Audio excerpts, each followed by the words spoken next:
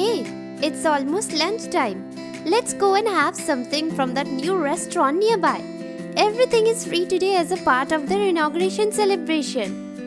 Richa jumped off from her seat and leaned on the wall of Trihan's cubicle. Trihan glanced at her once and then continued turning the pages of his scheduled notebook.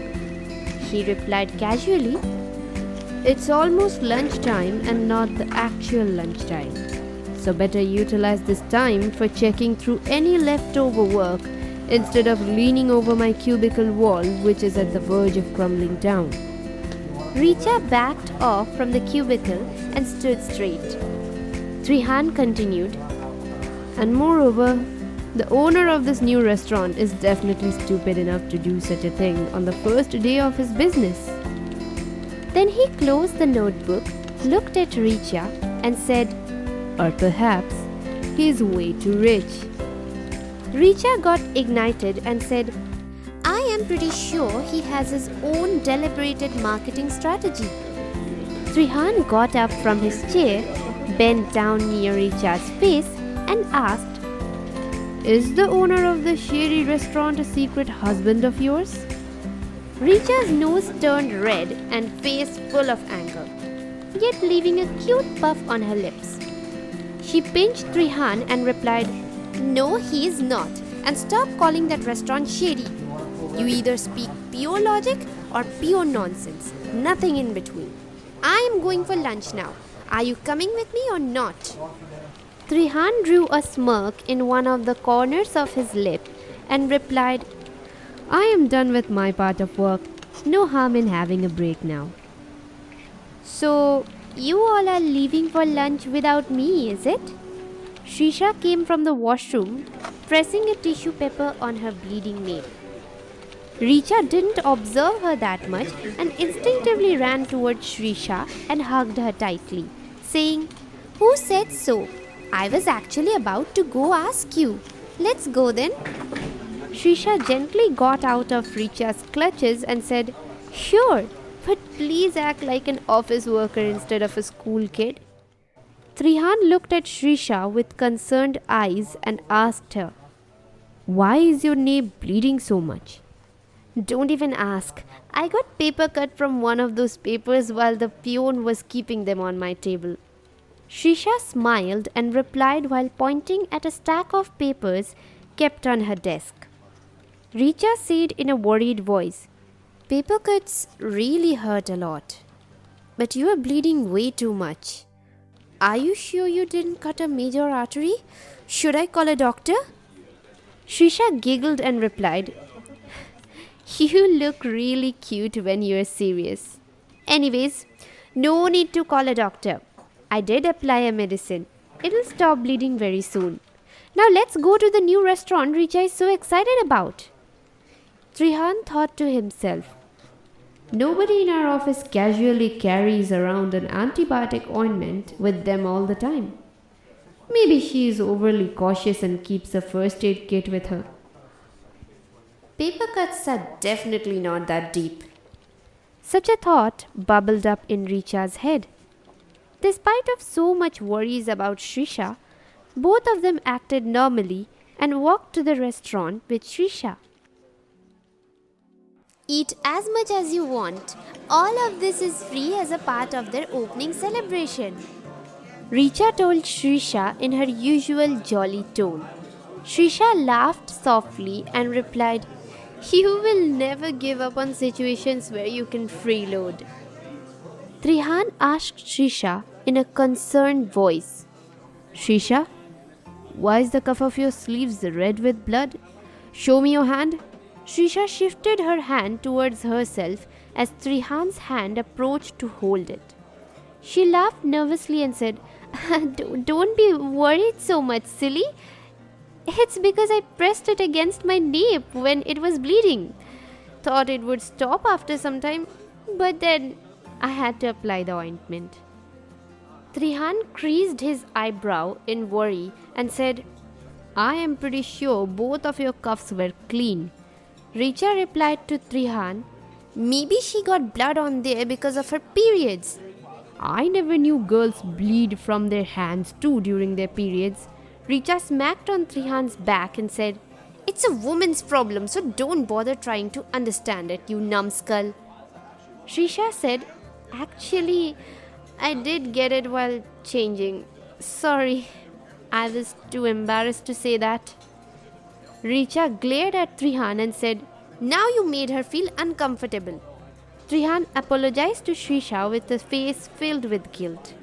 Srisha smiled gently and replied, That's not a problem at all. Anybody would mistake that for something else. Richa then beckoned the other two to come closer to her to say something. After all of them did as requested, she pointed towards the man at the counter of the restaurant and said, Do you see him? We used to study in the same college. Wow, what a useless piece of information. Interrupted Trihan. Richa glowered at him like a cute, angry kitten and said, You might leave right now if your friend's words are that useless to you. Srisha smiled and whispered gently, So, do you have a crush on him? Richa smiled and replied, Yes, I do. Then let us talk to him about your feelings without any further delay, said Trihan while getting up. Richa pulled him by his hand and made him sit again, while rebuking him, Nobody asked for such a help from you. Please be seated. After heaving a big sigh, Richa continued, Srisha, I need your help in this matter. Actually, I have been observing how he is so upset for about a month or so. Trihan asked Richa suspiciously, I never knew you stalk men you like. That's so creepy. Srisha nodded, saying no, and said, That man, Ashutosh, is Richa's neighbor in the apartment that she lives on rent. He had moved in there 4 to 5 months ago.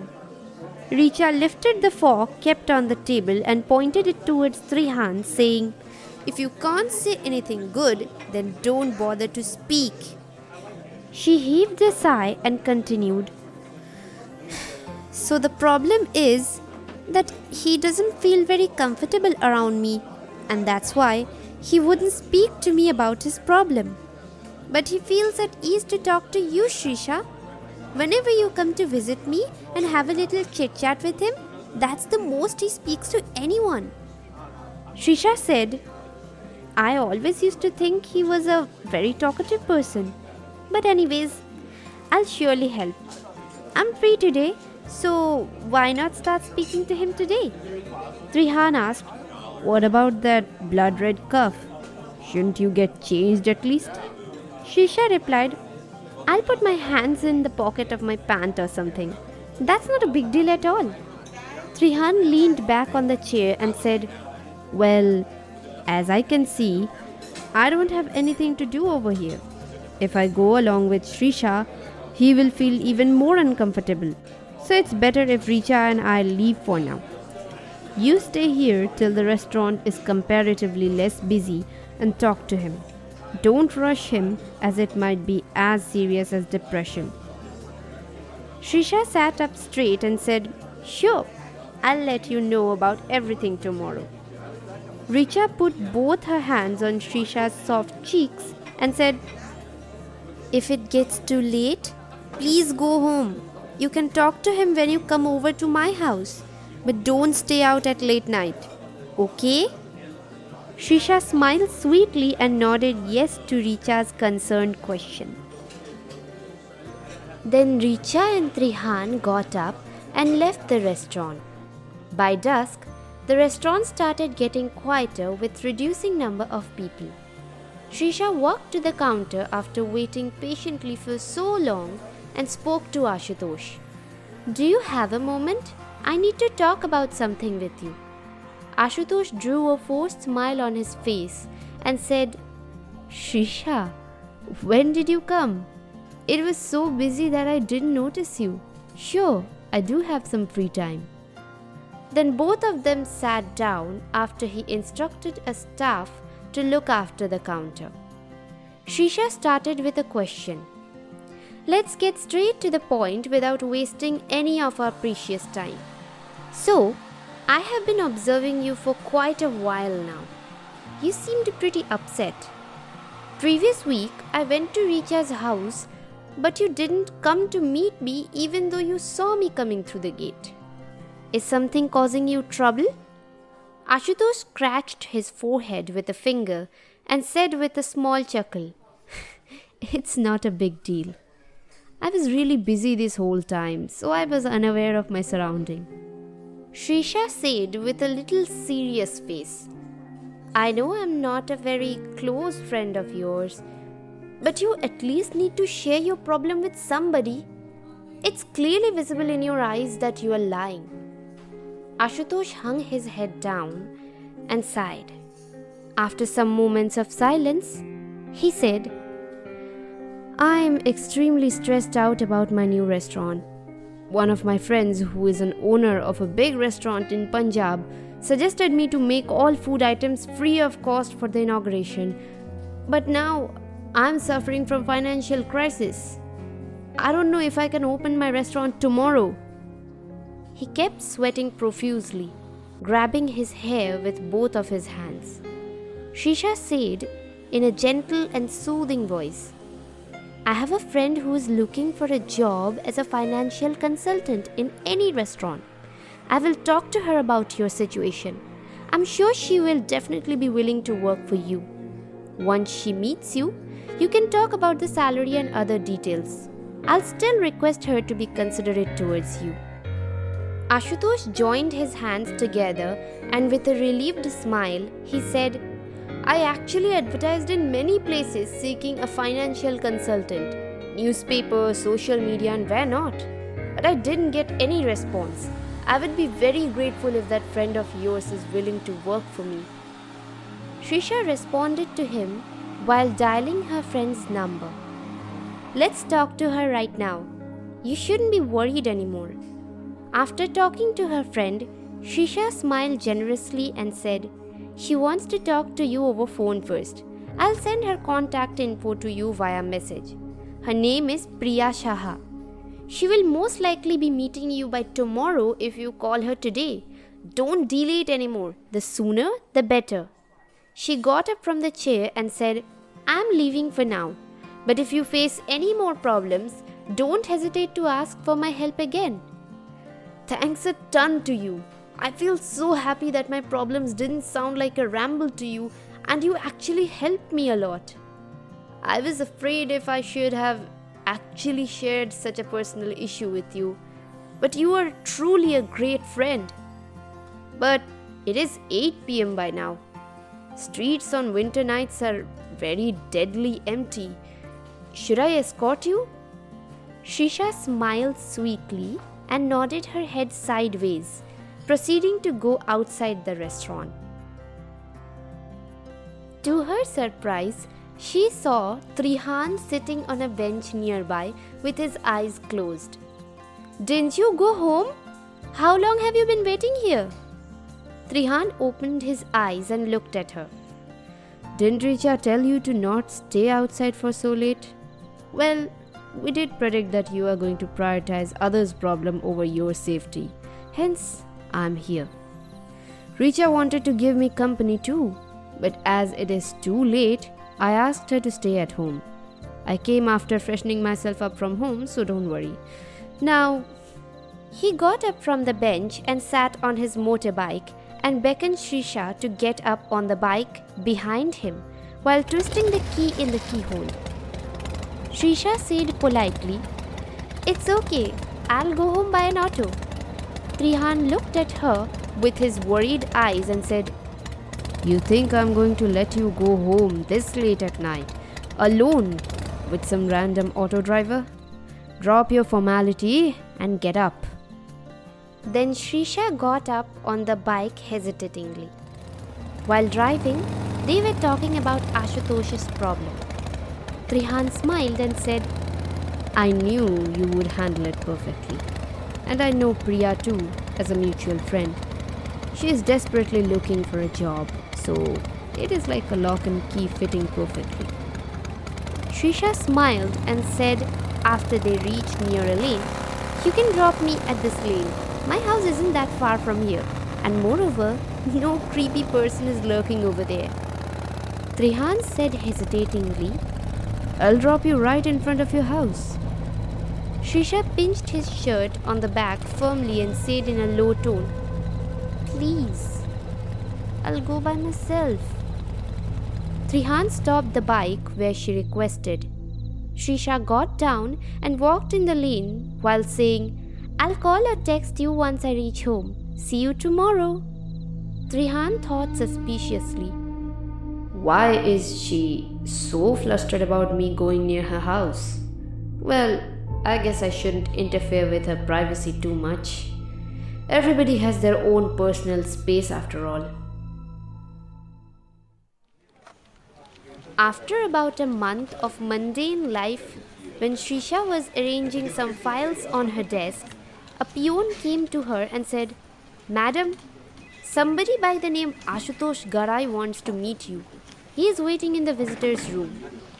Srisha smiled while stacking the last file and instructed the peon, Send these files to the manager's office.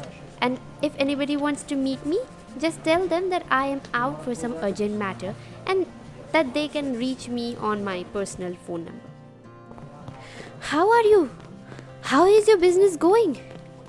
Srisha strode across the room and asked Ashutosh while breathing loudly.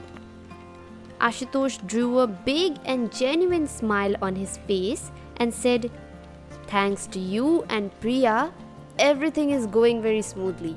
I almost lost all my hopes and decided to work at my friend's restaurant as a waiter. But my words would fall short to thank you. Please let me know about anything I can help you with. Srisha looked out of the window and said, Well, if you are willing to help me, just do me one favor. Please don't ignore Richa like that just because you know she is romantically interested in you. You can at least act a bit more friendly with her. She might hide it under her jolly mask, but she really feels heartbroken whenever you avoid her.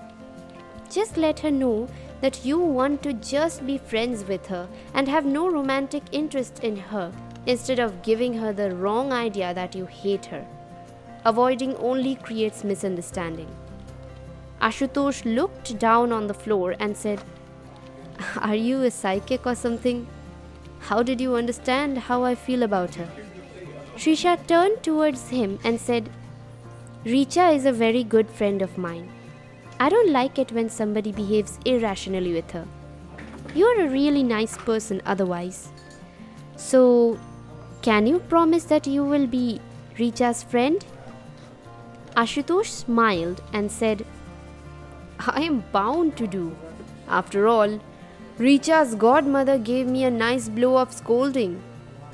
Srisha laughed and went back to work after seeing Ashutosh off. When she reached her cubicle, she found Richa and Trihan waiting for her like meerkats. Richa came near Srisha's face and asked, What did he say? Trihan smiled and said, I replied to this question on your behalf from my very strong prediction of the incidents. But that didn't satisfy her.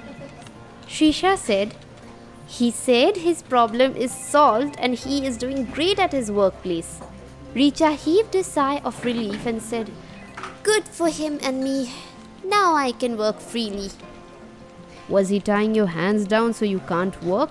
And what's good for you here? Trihan teased Richa.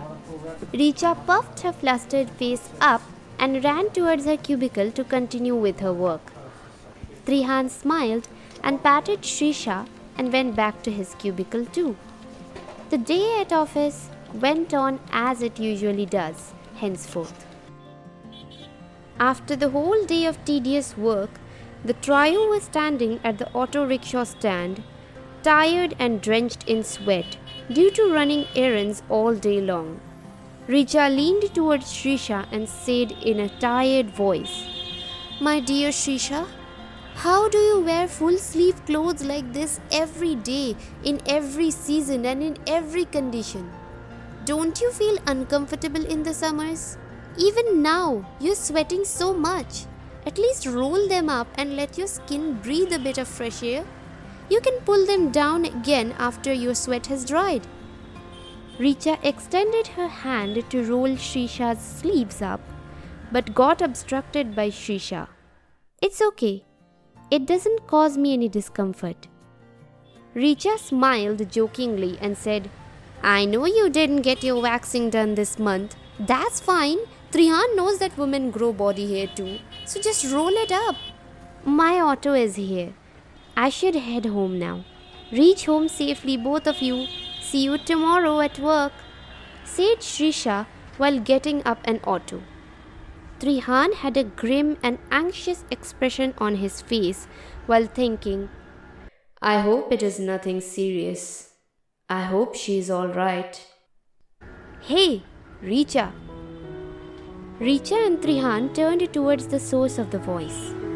They saw Ashutosh approaching them with a gentle smile. When he came closer to them, Ashutosh bowed his head down in front of Richa and addressed his words to her. I am very sorry for always avoiding you. I should have been more considerate towards your feelings for me. Unfortunately, I do not feel the same way for you as you do for me.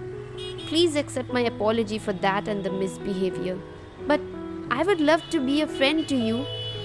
Then he advanced his hand with his palm sideways towards her.